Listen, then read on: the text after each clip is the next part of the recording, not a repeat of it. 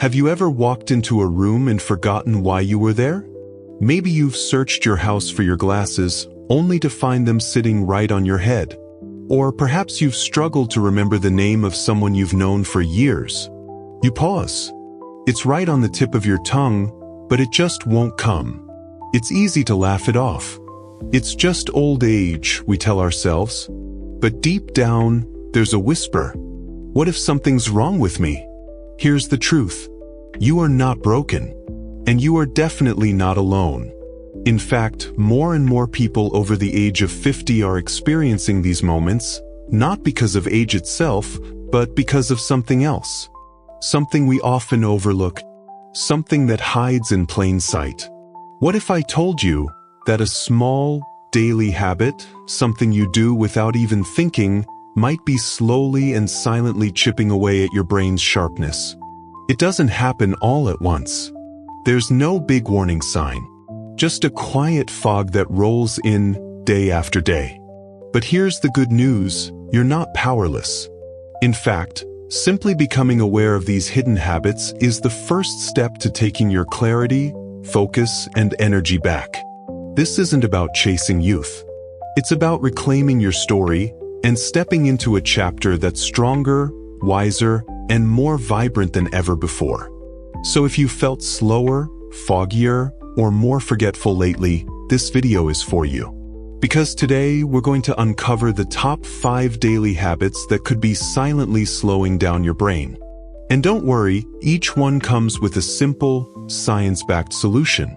Plus, I'll share real stories of people just like you who made small changes and saw big results.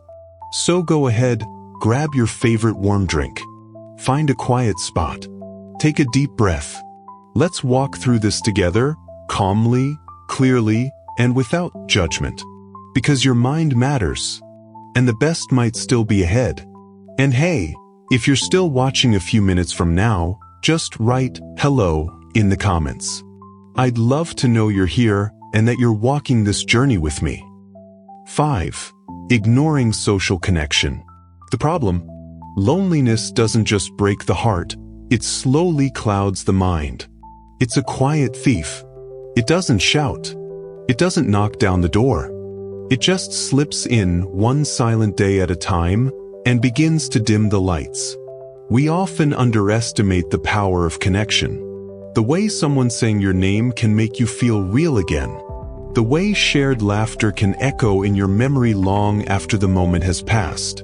Being seen, truly seen, is a kind of medicine we forget we need. The awareness. Science backs this up. Studies show that social isolation in older adults increases the risk of cognitive decline by up to 60%. That's not just a number, that's your memory, your clarity, your ability to stay you. Your brain doesn't just want connection, it needs it. Like it needs sleep. Like it needs oxygen. The story: Mr. Jason, 68, was always a hard worker. He retired early after decades in a fast-paced office job. At first, the silence felt like peace. No meetings, no deadlines, no noise. But slowly, the silence stretched. No more morning chats. No one asking how his weekend was. Days blurred together. He began forgetting small things, where he put his keys, what day it was, the name of his neighbor's dog. Then one day, his daughter signed him up for a community gardening club. He resisted at first. "That's not really my thing," he said. But he went just once to make her happy. And something surprising happened. Someone handed him a shovel. Someone else cracked a joke. He found himself smiling, talking, feeling connected. Weeks later, his daughter noticed something different in his voice. Clearer, brighter. He started remembering things again, not because of the plants, but because of the people. The solution: reach out. Not someday, today. Call an old friend. Text a neighbor. Join a book club, a walking group, a volunteer team. You don't need a dozen new friends. Even small, regular interactions, a warm hello, a shared cup of tea, can light up your brain like fireworks. reflection. You were never meant to go through life alone. And connection? It isn't a luxury. It's fuel. For your brain, for your heart, for your soul. So if you've been feeling alone lately, this isn't the end of the story. Sometimes, all it takes is one conversation to start turning the lights back on. And your future self, clear-eyed, joyful, full of life, will look back and whisper, "Thank you for reaching out."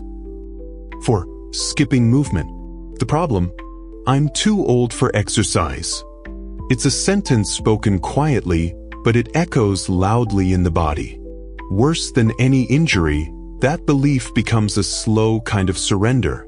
We sit, we wait, we start to shrink, not just in strength, but in spirit. The truth is, being still for too long doesn't just stiffen the joints. It slows the blood. It dulls the senses. It fogs the brain like a window left uncleaned for years. The awareness. You don't need a gym. You don't need fancy shoes. You just need to move in any way you can. Because movement is more than fitness. It's flow. Every time you move your body, you're pushing fresh oxygen to your brain, awakening cells, building new neural pathways. Even just 20 to 30 minutes a day can lift the fog, sharpen your memory, and give you back that sense of aliveness you thought was lost. The story: Carolina was 72. A proud grandmother, a former dance lover. But chronic knee pain kept her indoors, mostly seated. She'd watch hours of TV every day. And slowly, she noticed her mind wasn't as quick as it used to be. She'd forget recipes, lose track of conversations. The world began to feel smaller. Then, one afternoon, her 10-year-old grandson, curious and kind, showed her a YouTube video of chair yoga. "It's for people like you, Nana," he said with a grin. She hesitated. She almost said no. But she tried. 5 minutes, that's all. And something happened. Not just in her body, but in her heart. 1 week turned into a month. Her knees still ached, but her mind felt brighter. Her energy returned. She added music. She added smiles. Today, Carolina teaches a gentle movement class at her senior center. She calls it Stretch and Shine. And when she moves, the entire room lights up. The solution? Start small. Walk from one end of the house to the other. Stretch while the kettle boils. Dance in your kitchen to your favorite oldies. March in place while watching your favorite show. You don't need to run marathons. You don't even need to stand if standing hurts. What you need is intention. Movement is medicine, not just for your body, but for your brain. And it's never too late to begin. Reflection. Each step, each stretch, each sway is a message to yourself. I'm still here. I still care. Your body listens. Your brain responds. And together, they begin to wake up, one movement at a time. 3. Multitasking too much. The problem? Modern life has a way of convincing us that more is always better. More tabs open, more screens flashing, more tasks running at once. We scroll while eating. We reply to messages while watching the news. We talk while typing. And somewhere along the way, we forget what we were even trying to do. We wear being busy like a badge of honor. But deep down, something feels off. We feel scattered, foggy, drained, even if we haven't moved much at all. That's the hidden cost of multitasking. It makes you feel productive, while quietly robbing you of your focus, memory, and mental clarity. The awareness. Your brain was never designed to do everything at once. It thrives in focus, not frenzy. Multitasking is like opening 10 windows on your computer at the same time and wondering why it starts to freeze. Science shows that switching between tasks doesn't make us faster, it makes us less efficient, less accurate, and far more tired. Your brain doesn't need chaos. It needs calm. The story: David, 61, was the kind of man who always had a to-do list. He took pride in being productive. Mornings were a whirlwind: emails, coffee, the news on TV, breakfast cooking, a quick call with his brother, all happening simultaneously. On the outside, it looked like he had it all together. But inside, he felt exhausted. He couldn't remember what someone had just said. He'd forget ingredients mid-recipe. He started feeling like life was slipping through his fingers, like he was there, but not really present. One day, during a particularly overwhelming morning, his coffee spilled. He paused, looked around, realized he hadn't truly enjoyed a moment all week. That day, he made a decision. He turned off the TV, put his phone away, sat down just to drink his coffee. He noticed the warmth, the aroma, the stillness, and something in his brain exhaled. He began doing one task at a time. No multitasking, just being here, now. To his surprise, he got more done. But more importantly, he felt clearer, happier, whole. The solution: slow down, breathe, choose one thing and do it with presence. Make your tea, fold the laundry, write that note, your meal, fully, completely. Then and only then move to the next. This small shift, it's not about doing less. It's about doing better with peace, reflection. Your brain deserves stillness. Simplicity is not laziness. It's wisdom earned through years of experience. When you reclaim your focus, you reclaim your life, one moment, one breath, one task at a time. Because sometimes, doing less is exactly what your mind has been begging you for all along. 2. Consuming too much negative news. The problem? We live in an age of endless headlines. A world where the worst things anywhere on earth can reach your living room before you've even finished your morning coffee. And yes, staying informed is important, but there's a line between being aware and being overwhelmed. When the first thing you see in the morning is tragedy, when every scroll brings another crisis, when every broadcast leaves your heart a little heavier, something begins to shift deep in your brain. You start expecting the worst. You start seeing danger where there is none. You start feeling like the world is falling apart, and so are you. The awareness. Your mind is shaped by what it consumes. Like food, your thoughts become your fuel or your poison. Research shows that constant exposure to negative news increases cortisol, the stress hormone. It can disrupt your sleep, heighten your anxiety, and over time, it can lead to mental fatigue, irritability, and even depression. It's not just the content. It's the constantness, the never-ending loop of fear, conflict, and chaos. It changes the way you think, and the way you feel about the world, about others, about yourself. The story, Emily, 66, was thoughtful, compassionate, and curious. She loved knowing what was going on in the world. But over the years, her mornings began with breaking news, and her nights ended with racing thoughts and tightness in her chest. She felt anxious even on quiet days. Hope felt harder to hold. Then one morning, as she sat with her usual cup of tea and another heavy headline, she asked herself a powerful question. Is this helping me or hurting me? She made a small change. She limited her news intake to once a day for no more than 15 minutes. She replaced the rest with peaceful rituals, a nature documentary, soft classical music, a gratitude journal, a walk without her phone. And slowly, something changed. Her mind felt lighter. Her shoulders relaxed. She laughed more. She slept better. She didn't stop caring about the world. She just stopped letting it steal her peace. The solution: be intentional. Set limits on how much news you consume, and when you consume it, avoid starting and ending your day in a storm of fear. Balance your mental diet, just like you would your food. Mix the heavy with the healing. Watch a comedy, Listen to uplifting stories. Read something that nourishes your spirit. And above all, pause when you feel your thoughts spiraling. Reflection. You are the gatekeeper of your mind. You get to choose what enters and what stays. Not everything deserves your attention. Not everything deserves a home in your heart. Your peace is not weakness. It is strength.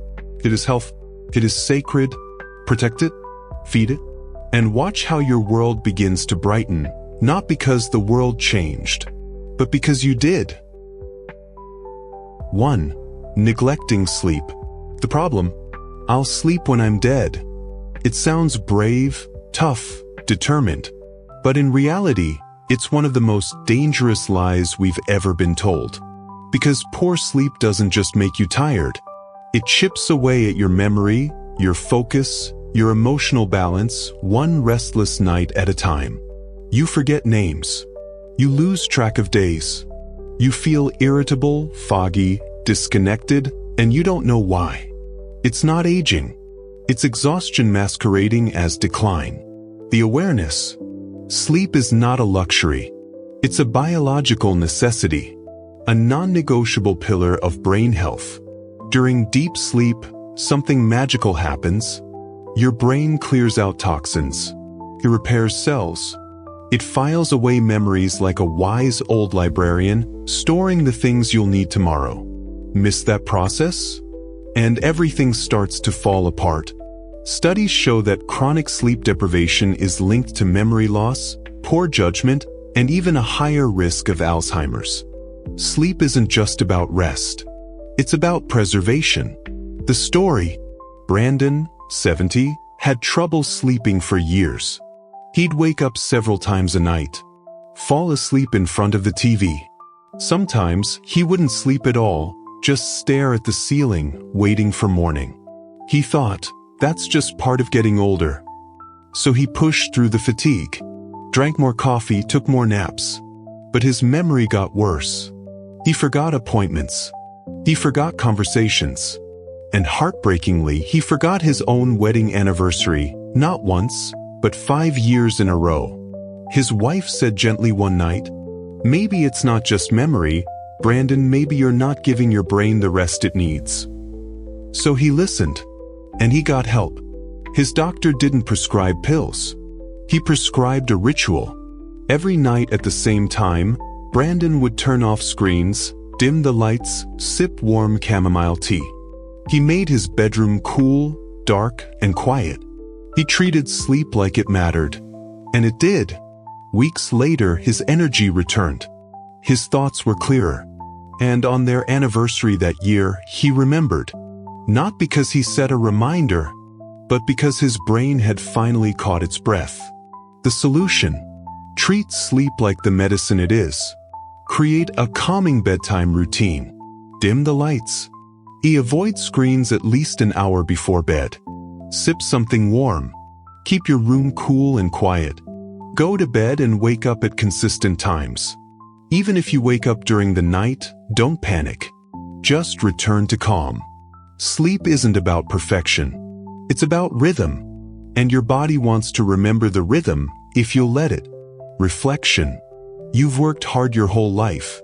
You've earned your rest, not just physically, but mentally and emotionally. Let sleep be your healer, your silent strength, the quiet space where your mind restores itself.